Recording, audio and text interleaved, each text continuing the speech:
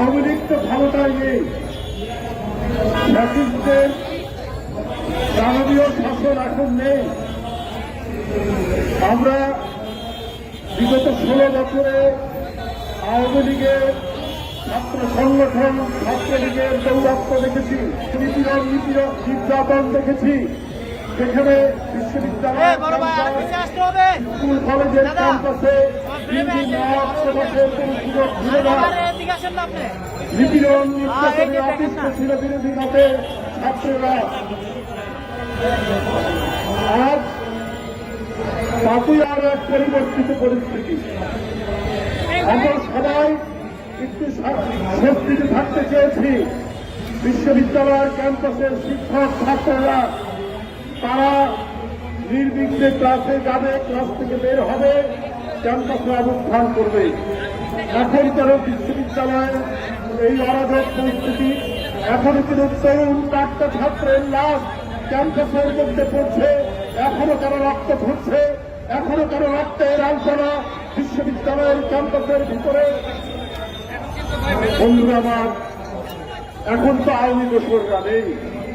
এখন যারা ক্ষমতায় আছেন তাদেরকে সকল বিরোধী দলীয় যারা গণতন্ত্রের জন্য লড়াই করেছেন তারা সমর্থন করেছেন। এখন তারা লাশ করবে। গত পরশুদিন রাত্রি 12টার সময় ছাত্রদল নেতা সাম্য এফ রহমান হলের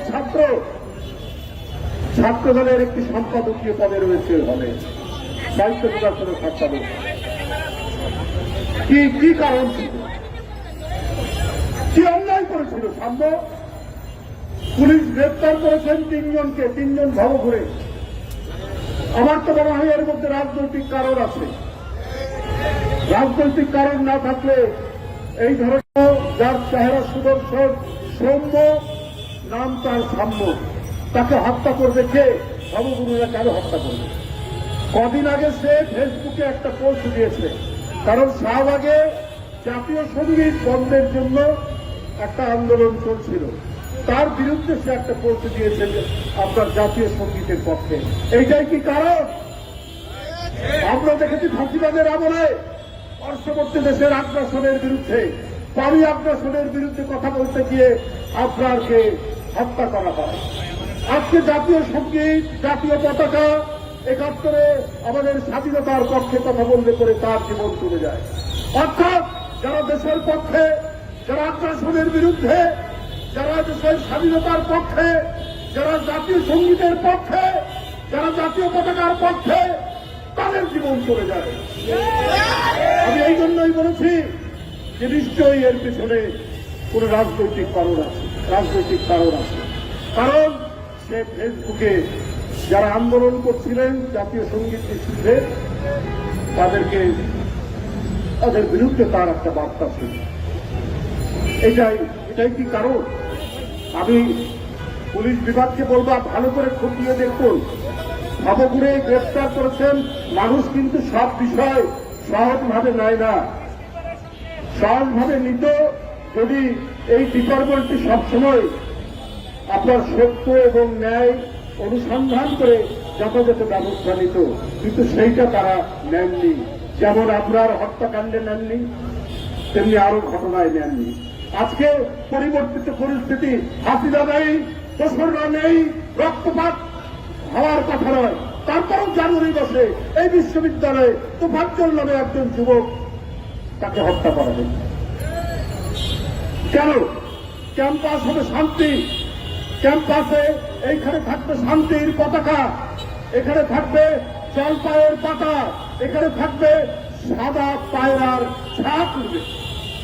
সেই ক্যাম্পাস যেখানে শিক্ষা বিতরণ, শিক্ষা গ্রহণ, তারুণ্যের ঝলক যারা এই শিক্ষা নেবে, সেইখানে কেন রক্তপাত?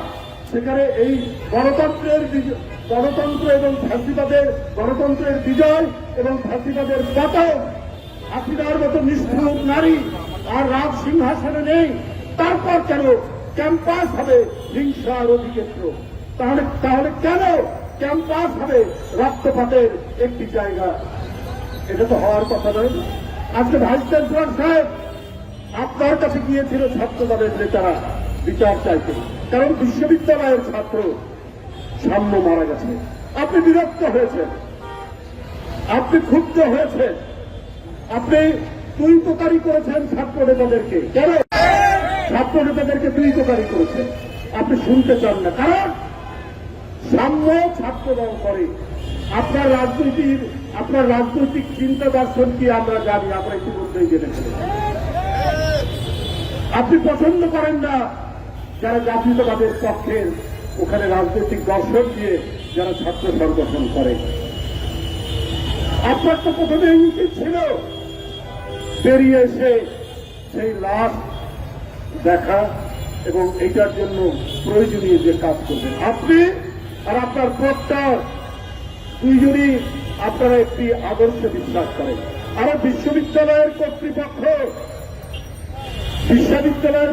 কর্তৃপক্ষ নদীর কি বলে যে নদীর ওই যে কি বলে বালু অনেক সময় দখল নেয় না, সেই চর দখলের মতো যদি আপনারা কোন গ্যাংয়ের প্রধান হন তাহলে তো ওটা বিশ্ববিদ্যালয় বলা যাবে না। আপনাদের মাথায় যে দর্শন ওইটা ইমপ্লিমেন্ট করার জন্য কাজ করছেন। বাংলাদেশের অনেক বিশ্ববিদ্যালয়ে বর্তমান অন্তর্বর্তীকালীন সরকার এই ধরনের ভাইস চ্যান্সেলর নিয়োগ দিয়েছেন যারা এই কাজটি করছেন। সবগুলো নয়, বেশ কয়েকটি। তাদের উদ্দেশ্যই হচ্ছে তারা যে দর্শনে বিশ্বাস করে, যে ফিলোসফিতে বিশ্বাস করেন, ওইটা ইমপ্লিমেন্ট করা। কিন্তু আমরা যুগ যুগ ধরে দেখেছি যে বিশ্ববিদ্যালয়ে যে আদর্শে বিশ্বাস করে ভাইস চ্যান্সেলর, ওটা তার ব্যক্তিগত। কিন্তু উনি যখন একটি প্রশাসনের প্রধান হন, উনি তো শিক্ষক, উনার কাছে প্রতিটি ছাত্র সংগঠন, প্রতিটি ছাত্র সমান মর্যাদা পাবে। তিনি বিশ্ববিদ্যালয়ের শান্তি রক্ষার জন্য সবার সাথে কথা বলবেন। কিন্তু উনি যদি রত হয়ে যান, উনি যদি তার বিশেষ দর্শনকে প্রতিষ্ঠিত করার কাজে নেমে যান, তাহলে বিশ্ববিদ্যালয় কখনোই শান্তিপূর্ণ হবে না, বিশ্ববিদ্যালয় কখনোই এখানে স্বস্তি বয়ে আসবে না। অন্তর্বর্তীকালীন সরকার আপনার জানি না কাদের প্রতিনিধিত্ব করছেন, আপনাদেরকে আমরাও সমর্থন করেছি, এখনো করে যাচ্ছি। কিন্তু এনসিপি যখন আপনাদের এই যমুনার দিকে যায়, প্রধান উপদেষ্টার বাসার দিকে, তখন তাদের সাদরে বরণ করে। তবে এই 3-4 দিন আগেই দেখলাম আওয়ামী লীগকে নিষিদ্ধের দাবিতে তারা গেলেন, তাদেরকে সাদরে বরণ করলেন। আর জগন্নাথ বিশ্ববিদ্যালয়ের ছেলেরা তাদের আবাসনের জন্য গেল, তাদেরকে আপনারা উপহার দিলেন লাঠিচার্জ, তাদেরকে উপহার দিলেন টিয়ার গ্যাস, তাদেরকে উপহার দিলেন সাউন্ড গ্রেনেড। আপনি অন্তর্বর্তীকালীন সরকার আপনারা রয়েছেন, আপনারা নাকি সবাই সুশীল সমাজ, আপনারা নাকি সুশীল সমাজের লোক, জ্ঞানীগুলি ব্যক্তি। কিন্তু আপনাদের আচরণের মধ্যে এই বিচারিতা কেন? আপনাদের আচরণের মধ্যে এই বিভাজন কেন?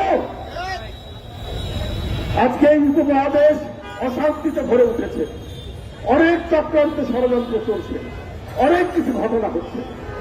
না তাকিয়েই এইখানে আপনাদের মতো করে দেশ চালাবেন। কিন্তু এই যে ফ্যাসিবাদের পতন হয়ে পালিয়ে গেছে, তাদেরকে মদত দেওয়ার অনেক শক্তি রয়েছে যারা দিচ্ছে। সুতরাং ডানে বামে সব দিকে তাকিয়ে যথাযথভাবে দেশ শাসন করুন, না হলে কেউ রক্ষা পাবেন না।